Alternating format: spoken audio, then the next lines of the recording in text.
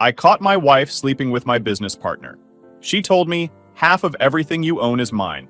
Then she tried to sue for half my company. The prenup destroyed her case, the evidence destroyed his career, and their luxury life turned into a police report. Hey Reddit, I built a company from nothing, married my college sweetheart, and thought life was stable. Turns out my wife and my business partner had a very different plan for me. Before we get into the mess they created, let me start from the beginning. I'm Adrian Vale, late 30s, founder and CEO of a software company I built from zero with a guy named Ronan. I hold a controlling stake, just over 50%. But after our Series A, we adopted investor protective bylaws, a board with several independent seats and consent rights on executive changes. Day to day, I ran the place, but I could not reshuffle the board without notice and a formal vote. I'm pretty calm by nature, dry humor, not the type who throws scenes. I don't usually post personal stuff online, but the way everything unfolded made staying quiet feel ridiculous. I met my wife, Liana, back in college. We got married young and thought that was the smart choice. The early years were simple.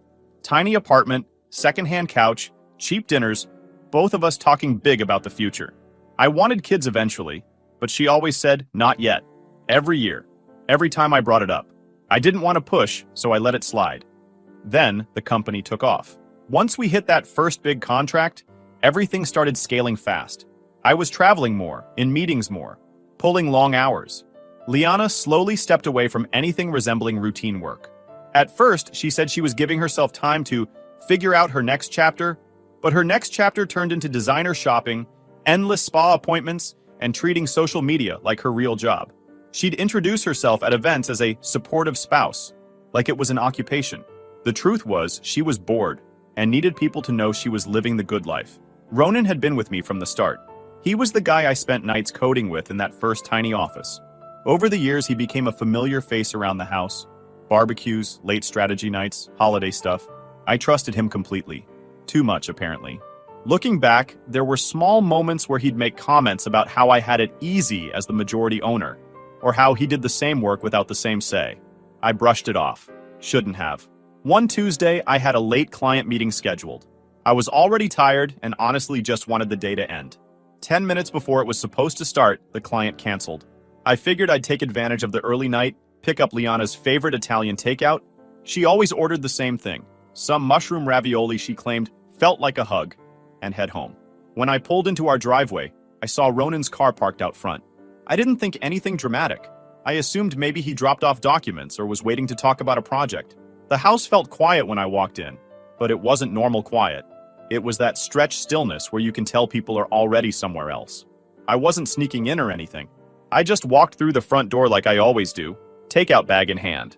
Then I heard laughter from upstairs. Soft music, too.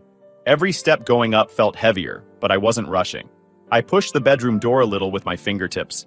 It was cracked open just enough to see everything I never should have had to. They were together, and not in a shocked, this is a mistake way. More like muscle memory.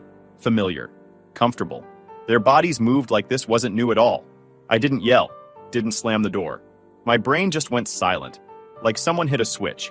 I nudged the door open so they'd know I was there. That sound must have cut through whatever fantasy they were living in, because they both froze same second. For one heartbeat, nobody moved. Then Ronan scrambled like a trapped animal, nearly tripping over himself reaching for his clothes. Liana reached for the blanket and tried to summon tears so fast it looked fake immediately. I didn't raise my voice. I just said, "Put your clothes on. Ronan, you're done here."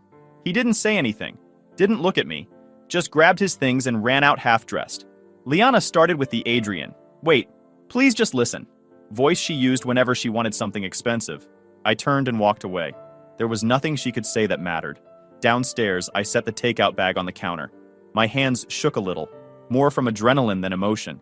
Everything smelled like mushrooms and tomatoes, and now the sight of the bag felt ridiculous, like I'd walked into the wrong house. I heard Liana's footsteps clicking down the stairs fast. Too fast, like she'd already switched tracks from shame to strategy. By the time she hit the bottom step, she wasn't crying anymore. She sounded like someone ready to negotiate a contract. Liana hit the bottom stair already in performance mode. The fake tears she tried upstairs were gone. She walked into the kitchen like she'd been rehearsing lines in the hallway. The second I turned toward her, she launched straight into the lonely wife speech. It came out fast, too smooth, like she'd practiced it in front of a mirror. According to her, I was never home. She waited for years. She felt invisible. Ronan listened to her, understood her, made her feel seen. She said it with this weird confidence, as if saying it out loud made it real. I didn't interrupt. I didn't raise my voice. I just stood there, hands on the counter, listening to her rewrite history in real time. My calm bothered her more than anything I could have shouted. She kept glancing at my face like she wanted a reaction she wasn't getting. Then she shifted tone again. The anger came back quick. "This is a community property state," she said, chin up like she was reading from a contract. Community property is the default. We had contracted around it years ago, both with independent counsel, and in our state that contract, including the infidelity term, holds. So you might want to think before you try to throw me out. I get half the company value, half the house, half the investments, and support. I earned my life with you. She actually smirked, like she was waiting for me to panic. I just said, "You're talking like you didn't sign anything." That stopped her for half a second. Her face twitched, like something clicked in her mind that she didn't want to acknowledge. Then she recovered and tried to play dumb. "What are you even talking about, Adrian?" She said it too fast. I knew right then she'd genuinely forgotten. I wasn't giving her a script to work off. I just grabbed my wallet and keys. "I'm not running away," I said. "I'm giving you space for the night. I'll be back tomorrow. And I'm not abandoning the house, so don't bother trying that angle." She opened her mouth like she had another speech ready, but I walked out before she could deliver it. I wasn't going to stand there for another round of emotional gymnastics. I checked into a hotel a few blocks from the office. It wasn't some dramatic escape. I literally picked the first one that had a room available. The moment I sat on the bed, everything went quiet. Not emotional quiet, just the kind where your brain runs out of commentary. I kept seeing them upstairs. The way they'd looked at each other. The comfort of it. It felt unreal. Like I'd walked into someone else's house. I opened my laptop and pulled up the prenup from my email archive. My parents had insisted on it before the wedding, back when we thought it was just a formality. I remembered being embarrassed about it at the time. Now it felt like the smartest thing I'd ever been forced into. The clauses were simple. The business was mine, regardless of when it grew or how big it got. Spousal support was capped and limited, and in our state, infidelity clauses are enforceable. If either spouse cheated, the agreed limits applied in full, and property stayed separate. She hadn't just weakened her position. She'd completely torched it. I didn't feel triumphant. I didn't feel anything. I just read the file, closed it, and stared at the ceiling like the hotel room had answers. At 6 the next morning, I called Sabine Croft, my attorney.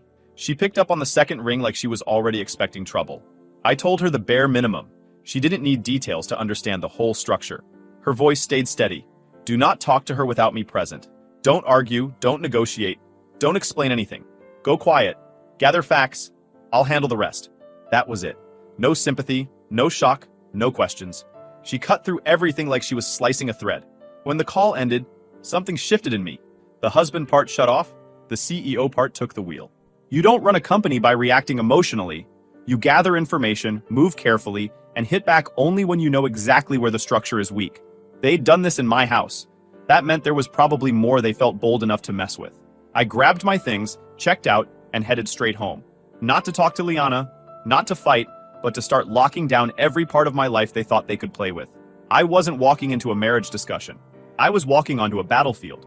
When I got back home the next morning, Liana's car wasn't in the driveway. Good. I didn't want a scene. I wasn't there to argue or throw accusations around. I was there to secure my life before either of them realized I'd stopped playing the stunned husband role. I walked straight to my home office. Nothing was touched, but I locked the door anyway. Then I sat down and started resetting everything connected to the company. Email, banking access, internal drives, our development server, anything Ronan used to have partial access to. I revoked his admin permissions without announcing it to anyone.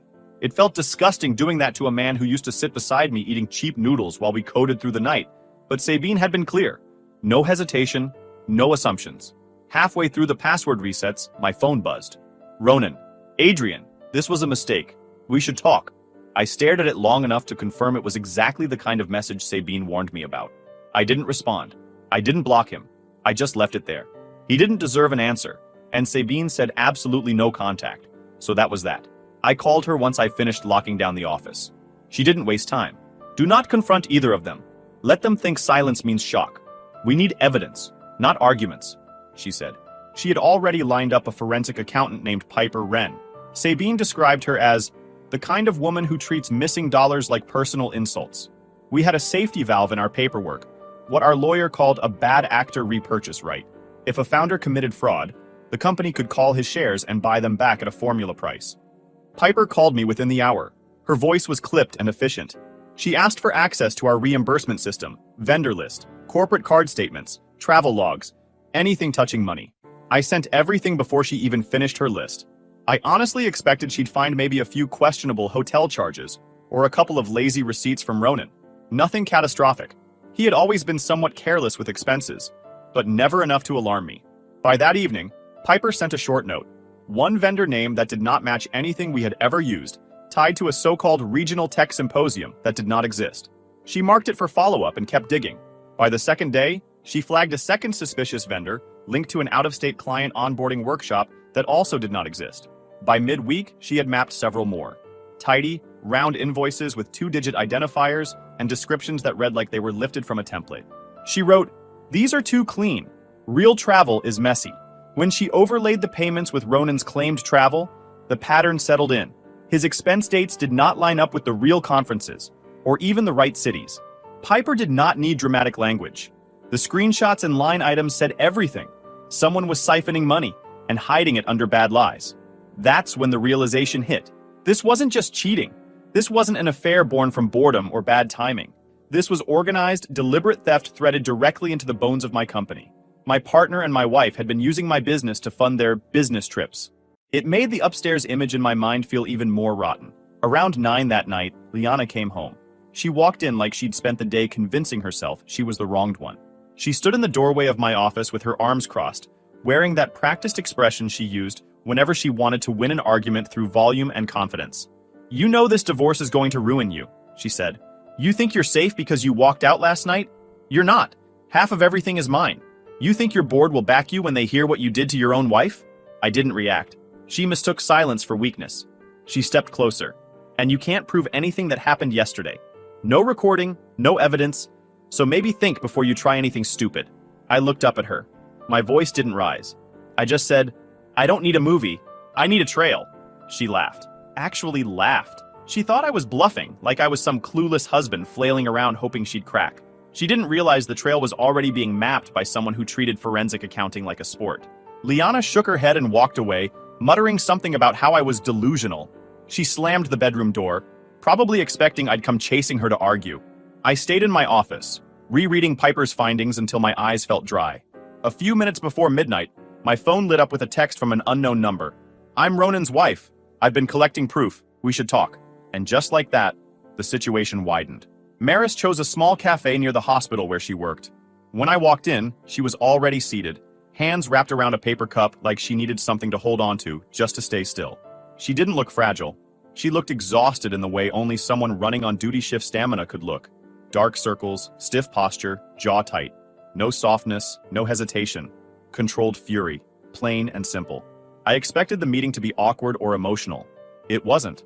She nodded once when I reached the table, more acknowledgement than greeting. "I don't want sympathy," she said before I even sat. "I want the truth, and I want consequences." Straight to the point. Maris explained that Ronan had come home the night I walked in on them acting off balance, like he couldn't settle. He admitted to a mistake, said it only happened once, and tried to spin it as emotional confusion. She didn't buy a word of it. She'd been married to him long enough to know when he was lying, and she told me that night he couldn't look her in the eye for more than a second. She had already hired a private investigator, Dax Hollis, weeks earlier when Ronan started slipping. She wasn't looking for courage anymore. She was waiting for confirmation. Maris opened a messenger bag and pulled out a thick folder. The edges were worn like she'd gone through it too many times already. "The affair wasn't months," she said. "It's been more than 3 years. I started looking when the stories stopped lining up." Inside the folder were the updates Dax had been feeding her for weeks. Screenshots, hotel confirmations, time-stamped photos, location logs, and messages between Liana and Ronan. Dax had mapped everything. Hotel stays aligned perfectly with Ronan's conference travel. There was a rented apartment in the next town over, leased in a shell name with financial links that pointed straight back to both of them. Credit card statements showed charges tucked under fake vendor names. Text messages between them joked about billing date nights to the company. The dates, the patterns, the receipts, it was all laid out without gaps. But what sat like a weight in the pit of my stomach wasn't the affair details. It was the next set of documents. These, Maris said, sliding another stack forward, are the part he didn't confess. Emails, drafts, notes, meeting summaries, investor contact logs. In the messages, Ronan called me the obstacle. Liana told him to stay patient, and that they had to frame me as overworked, unstable, distracted. There were emails about practicing pitches to potential investors, wording to use when explaining why the company needed new leadership. And then the draft board motion, typed clean, formal, ready to submit. It laid out a plan to remove me as CEO based on concerns for long-term stability. On paper, they could try. Our voting agreement from the last round let the board remove the chief executive for cause by a supermajority that included the investor directors. I still owned the most stock, but calling a shareholder meeting to replace directors takes time and notice. In a fast ambush, they could force a vote and make a mess before I could unwind it. They weren't only sleeping together, they were plotting a takeover.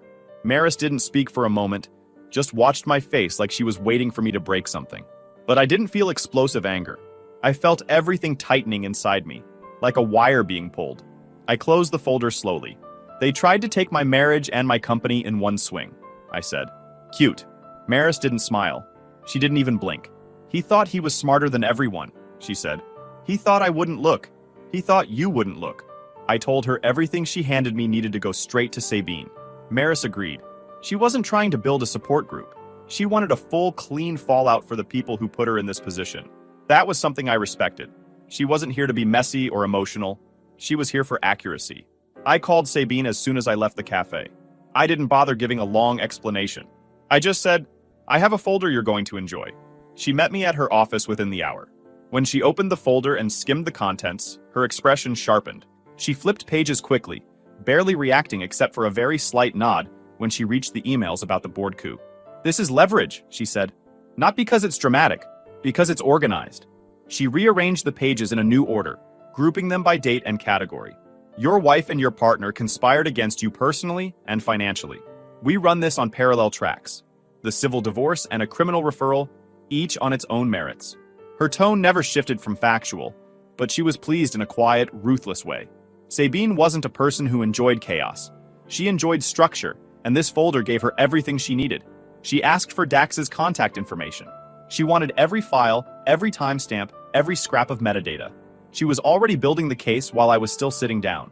Before she called anyone, Sabine e-filed a criminal referral with the district attorney's intake unit and queued the evidentiary packet. Maris didn't want apologies. She wanted the truth brought to light and the people responsible held accountable. That part stuck with me. She wasn't asking to be on my side emotionally. She was asking for honesty and results. I could work with that. Sabine made one phone call before I left her office. She didn't raise her voice or threaten. She spoke calmly, like scheduling a meeting. To Liana's attorney, she said, "We have referred the fraud to prosecutors. Your client's prompt cooperation and restitution will be noted. Separately, here are the civil terms." That set both tracks in motion. The fallout hit Liana faster than she could rewrite the story. Her lawyer got Sabine's packet early that morning. Prenup, infidelity clause, financial records, private investigator exhibits, everything lined up in a sequence no attorney could spin. Liana didn't even get a phone call first. Her lawyer made her come into the office to sit down for it. I wasn't in the room, but I know exactly how it went because her lawyer emailed Sabine afterward and described Liana's reaction as volatile to the point of irrational. The prenup was valid. The cheating clause was active. The leverage she bragged about, half the company, half the house support, was gone on impact. She wasn't entitled to anything outside the minimum terms, and even those were shaky now because of the financial fraud angle. Less than 30 minutes after her meeting, she drove home like she meant to break pavement. She didn't knock, she didn't pause. She stormed straight into my home office, slamming the door open like she owned the place. "This is not fair," she shouted. "Do you understand what I gave up for you?" I didn't get up. I didn't turn away from the monitor. "You didn't give up a career," I said. "You gave up effort. Those aren't the same thing." That was enough to send her into another round of pacing, hair flipping, hands waving, like she was performing for a crowd. She listed every sacrifice she made, none of which had anything to do with work or family. Events she organized, dinners she hosted, appearances she maintained. She kept saying, "You know how much pressure that was?" Like she expected applause. When yelling didn't land, she switched tactics. She softened her voice, sat on the edge of my desk, and tried to touch my arm. "Adrian, We can fix this. We were good once. You're just hurt right now. I moved her hand away without force. Don't do that. She inhaled sharply, stood up again, and immediately burst into tears. Messy, dramatic, loud. The kind meant to overwhelm the other person into feeling guilty. I watched her wipe her face with both hands like she was trying to summon pity out of thin air. When crying didn't work, she went straight to rage. You're cold. You're disgusting. You're acting like none of this means anything to you. I finally looked at her. Then you file for divorce. You don't file for my partner. She recoiled like she'd been slapped. But it wasn't pain, just ego. Liana had built her whole identity on being untouchable, on being the one who controlled how people saw her. Me staying calm ruined her script. Before she could fire another accusation, Sabine called. I answered with Liana still in the room. It's moving, Sabine said. The case is open, and they have the full packet. Expect movement soon. Liana froze mid-breath. She must have understood instantly that Sabine wasn't talking about civil court or divorce proceedings. 3 days later, the movement arrived. I was in a meeting with 2 department heads when security buzzed me. Law enforcement is here. I walked out to the lobby expecting paperwork or questions. Instead, I saw 3 officers walking Ronan through the front entrance in cuffs. Employees stood still, half in shock, half in whispered commentary. Ronan didn't look at me. He kept his head down as officers guided him past reception, down the hallway, and out of the building. The same hallway where he used to walk during late-night brainstorming sessions years ago. The moment Liana read the brief HR notice in our internal channel that law enforcement had escorted Ronan from the building, her entire expression collapsed. Not sadness, not guilt, shock, pure shock. She had treated this like a messy breakup fight, something dramatic she could manipulate her way out of. She didn't understand until that exact moment that what she and Ronan did wasn't just immoral, it was criminal. She sat down on the staircase like her legs stopped working. They're arresting him? She whispered. For what? Why would they do that? He didn't do anything wrong. But she knew. She knew the charges were tied to the vendor fraud, the fake conferences, the apartment lease, the hidden expenses. She knew the evidence didn't end at the bedroom door. When she finally stood, she didn't look at me. She looked past me, like she was searching for an escape route that no longer existed. She went upstairs without another word. She stayed silent for a few hours. Then, at 11 that night, she broke it. A notification hit my phone. A public post from her. A long victim essay. She wrote about being abandoned, about one mistake, about years of supporting a man who repaid her with cruelty. She tagged my company, hoping to embarrass me or get sympathy. Her timing was almost funny, because the very next morning, her comment section would meet the receipts she thought no one had, and she had no idea what kind of public storm she had just opened. Our court date arrived quicker than Liana expected. She spent the days leading up to it, posting inspirational quotes and vague messages about truth winning, trying to build sympathy before reality hit her in the face. When she walked into the courtroom, she had her chin high and her hair perfectly styled, as if the judge was going to factor aesthetics into the ruling. Her attorney looked less confident. He carried a stack of folders like he already knew none of them were going to help. The hearing started with Liana's lawyer launching straight into the duress argument. According to him, Liana was too young, emotionally overwhelmed, and pressured by Adrian's wealthy parents when she signed the prenup. He tried painting her as a trapped spouse who didn't understand what she was signing. Liana sat beside him, nodding dramatically, clasping her hands like she was pleading with an invisible audience. The judge looked unimpressed before Sabine even stood. When Sabine rose, she didn't bother with theatrics. She placed one folder on the table, opened it with 2 fingers, and walked through the facts with the tone of someone explaining basic math. First, Mrs. Vale had independent counsel during the prenup signing. Here are the emails confirming her attorney reviewed every clause. She handed the judge a clean stack of documents. The judge flipped through them quickly, nodding once. Second, Mrs. Vale was not a dependent spouse in any legal sense. She voluntarily chose not to work for years. There were no childcare responsibilities, no sacrifices tied to career or family planning. Another set of documents. Third, the agreement was reviewed by independent counsel on both sides, is conscionable, and under our state's law, the infidelity provision is enforceable as an economic term, triggering the agreed caps and separate property treatment. Fourth, and this was the part that visibly rattled Liana, Sabine asked to mark a handful of pages as exhibits and admit them for a limited purpose. Not the whole criminal file, just enough to show a pattern tied to marital finances. The fake vendors, the tidy invoices, the trips that did not exist. Liana's attorney stood. Objection. This is prejudicial and touches a potential criminal matter that is not before this court. Sabine did not look up from the folder. Limited purpose only, Your Honor. Credibility, explanation of marital waste, and context for the financial terms at issue. No finding of criminal liability requested. The judge nodded once. Objection overruled in part. The exhibits are admitted for that limited purpose only. I will not consider them as proof of any crime, and they will be kept under seal aside from what is necessary for this hearing. The judge read slowly, then looked up and repeated it for the record. Limited purpose, no criminal findings. Liana's attorney sat down. When the judge finally looked up, her expression said everything. The prenuptial agreement is enforceable. The court gives effect to the infidelity provision as written. Mrs. Vale's claims to business assets are waived under the agreement, and any spousal support is limited to the agreed cap. No ongoing support is awarded. No pause, no sympathy, no gentle phrasing, just the ruling. Liana broke instantly. She jumped up from her seat with a loud sob that echoed through the room. It wasn't quiet crying, it was theater-level wailing. She covered her face, then uncovered it to make sure people were watching. She kept looking around for pity that wasn't coming. The judge didn't react. Court staff didn't look up. Sabine didn't even blink. She simply closed her folder and placed it neatly in her briefcase, like she'd just finished a routine meeting. Meanwhile, on Ronan's end, things got worse by the day. Piper found skimming that predated the affair. Small pulls scattered across years. It showed intent and a pattern. Under our shareholders' agreement, the bad actor clause let the company call his stock for repurchase if a founder committed fraud. The court enforced it and approved the formula price, fair value less a misconduct discount, and offsets for restitution. I executed the call. He lost his stake and the income stream with it. His lawyer did not fight. They were busy trying to cut a criminal deal. Back in the divorce hearing, the judge called a short recess for paperwork. Liana sat down, hair sticking to her face, breath shaking. She looked nothing like the polished woman who walked in expecting victory.